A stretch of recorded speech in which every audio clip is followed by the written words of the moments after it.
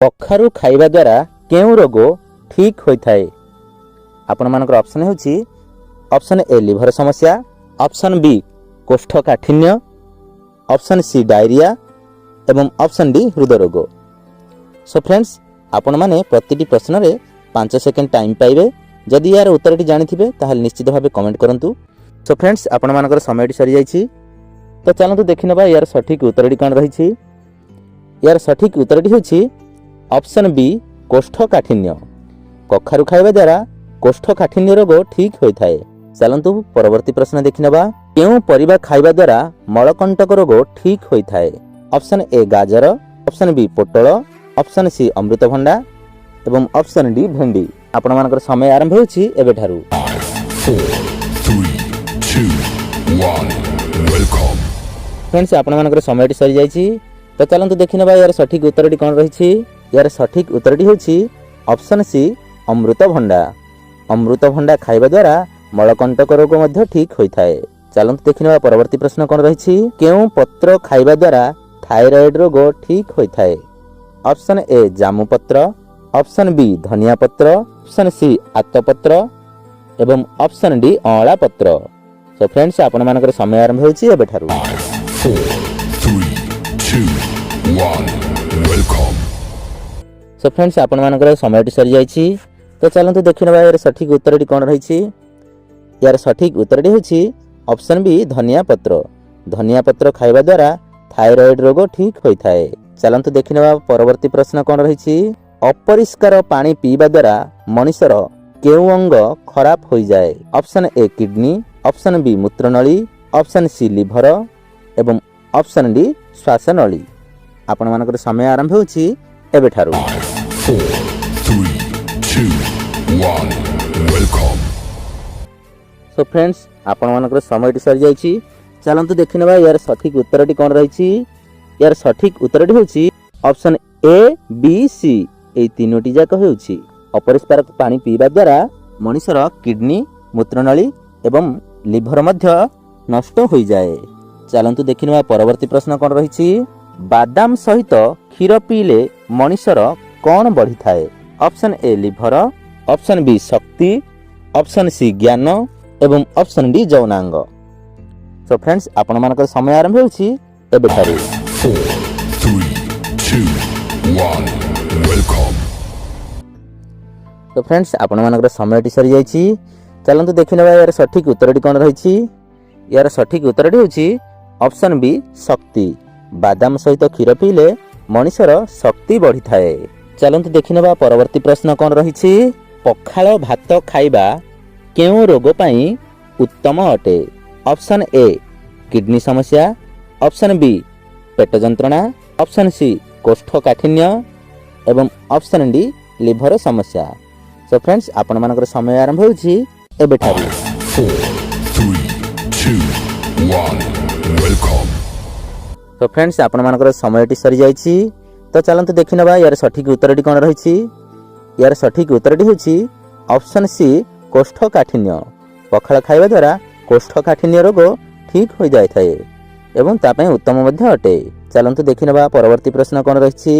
केउं फल खाइबा द्वारा ब्लड प्रेशर रोग पई उत्तम अटे?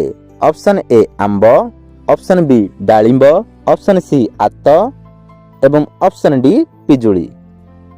सो फ्रेंड्स आपण मानकर समय आरंभ होछि एबे ठारू। 4, 3, 2, 1 वेलकम। तो फ्रेंड्स आपण मानकर समयटी सरी जाइछि। चलंतु देखिनबा यार सठिक उत्तरटी कोन रहिछि। यार सठिक उत्तरटी होछि ऑप्शन डी पिजुली।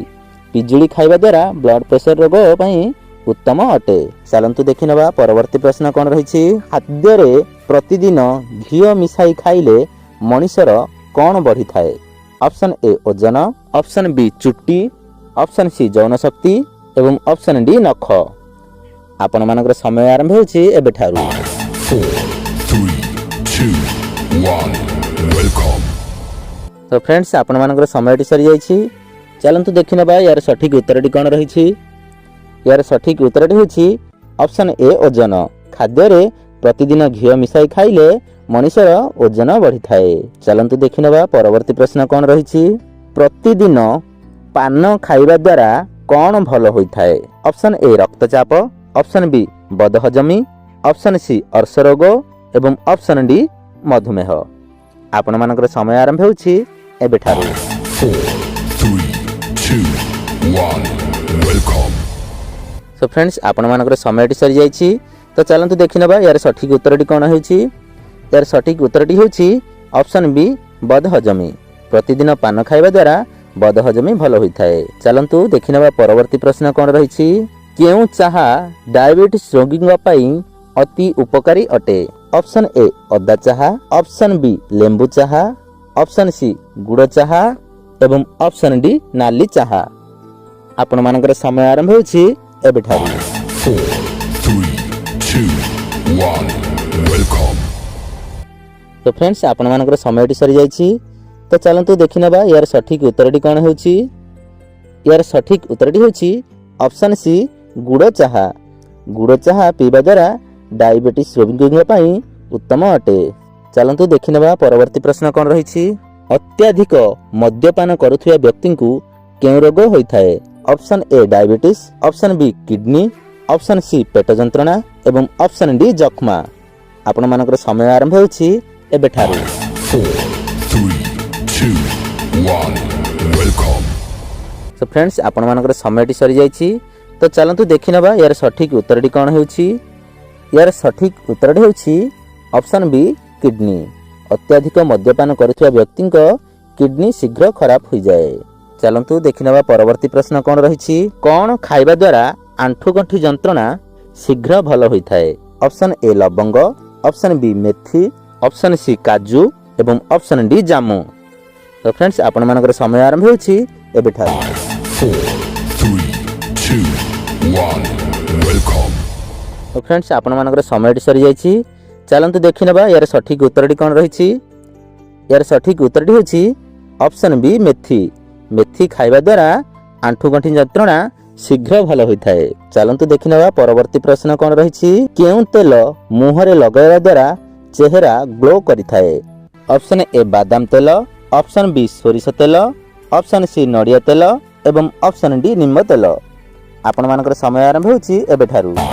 4, 3, 2, 1. Welcome. ତ ଫ୍ରେଣ୍ଡସ୍, ଆପଣମାନଙ୍କର ସମୟଟି ସରିଯାଇଛି।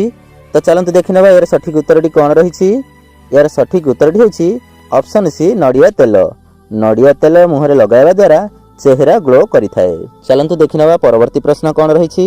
ପିଜୁଳି ପତ୍ରର ରସ ପିଇବା ଦ୍ୱାରା କେଉଁ ରୋଗରୁ ମୁକ୍ତି ମିଳିଥାଏ? Option A diarrhoea, option B ବଦହଜମି, ଅପସନ୍ ସି ଅଣ୍ଟା ବ୍ୟଥା ଏବଂ ଅପସନ୍ ଡି ମୁଣ୍ଡ ବ୍ୟଥା। ଆପଣମାନଙ୍କର ସମୟ ଆରମ୍ଭ ହେଉଛି ଏବେଠାରୁ। 4, 3, 2, 1. Welcome. ତ ଫ୍ରେଣ୍ଡସ୍, ଆପଣମାନଙ୍କର ସମୟଟି ସରିଯାଇଛି। ଚାଲନ୍ତୁ ଦେଖିନେବା ଏହାର ସଠିକ୍ ଉତ୍ତରଟି କ'ଣ ରହିଛି। ଏହାର ସଠିକ୍ ଉତ୍ତରଟି ହେଉଛି ଅପସନ୍ ଏ ଡାଇରିଆ। ପିଜୁଳି ପତ୍ର ରସ ପିଇବା ଦ୍ୱାରା ଡାଇରିଆ ରୋଗ ମୁକ୍ତି ମିଳିଥାଏ। ଚାଲନ୍ତୁ ଦେଖିନେବା ପରବର୍ତ୍ତୀ ପ୍ରଶ୍ନ କ'ଣ ରହିଛି। କ'ଣ ଖାଇବା ଦ୍ୱାରା ପରିସ୍ରା ପଡ଼ୁଥିଲେ 5 ମିନିଟ୍ରେ ଠିକ୍ ହୋଇଥାଏ? ଅପସନ୍ ଏ ପଖାଳ ଓ ତରଭୁଜ, ଅପସନ୍ ବି ଦହି, ଅପସନ୍ ସି ଶାଗ ରୁଟି ଏବଂ ଅପସନ୍ ଡି ଡାଳିମ୍ବ ରୁଟି। ଆପଣମାନଙ୍କର ସମୟ ଆରମ୍ଭ ହେଉଛି ଏବେଠାରୁ। 4, 3, 2, 1. Welcome. ତ ଫ୍ରେଣ୍ଡସ୍, ଆପଣମାନଙ୍କର ସମୟଟି ସରିଯାଇଛି। ଚାଲନ୍ତୁ ଦେଖିନେବା ଏହାର ସଠିକ୍ ଉତ୍ତରଟି କ'ଣ ରହିଛି। ଏହାର ସଠିକ୍ ଉତ୍ତରଟି ହେଉଛି ଅପସନ୍ ଏ ପଖାଳ ଭାତ ଓ ତରଭୁଜ। ପଖାଳ ଭାତ ଓ ତରଭୁଜ ଖାଇବା ଦ୍ୱାରା ପରିସ୍ରା ପଡ଼ୁଥିଲେ 5 ମିନିଟ୍ରେ ଠିକ୍ ହୋଇଥାଏ।